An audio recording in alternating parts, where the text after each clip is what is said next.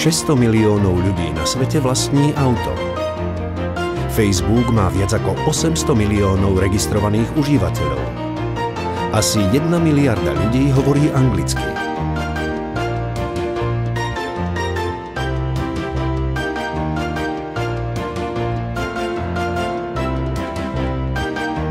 Ale je niečo, čo je bežnejšie pre všetkých z nás. Viac ako 4 miliardy z nás pije kávu.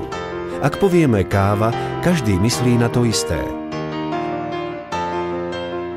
Podľa prieskumov 83% dospelej populácie pije kávu každý deň. Niektorí majú radi instantnú kávu, niektorí laté, ale jedna vec je istá. Je to súčasť nášho života, naša denná rutina. Tí, ktorí pijú kávu, si nezabudnú dať svoju dennú dávku kávy a nechcú vypustiť svoj denný príjem.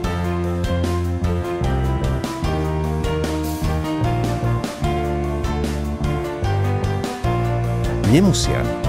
Jediná otázka je: želajú si vyskúšať inú kávu a cítiť rozdiel?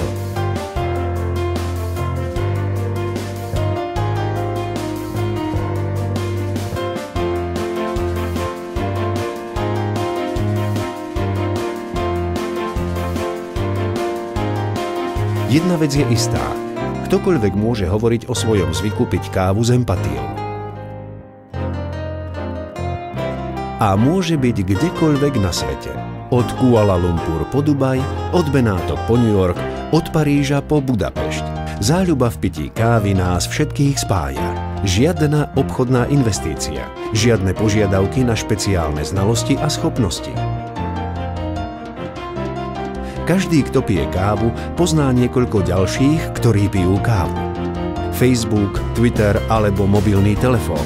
Komunikácia sa zrýchľuje a novinky o veľkých príležitostiach sa šíria v 21. storočí naozaj rýchlo. A prečo by sme sa mali chytiť príležitosti, obzvlášť ak by tá príležitosť ležala, bola v káve? Či priateľská diskusia alebo obchodný rozhovor, dobrá káva je dôležitá.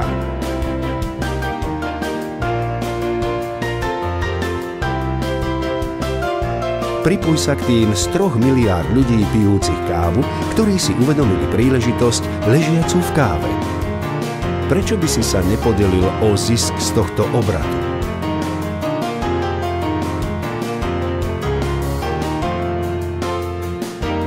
Naozaj veľké obchody sa robia pri dobrej káve.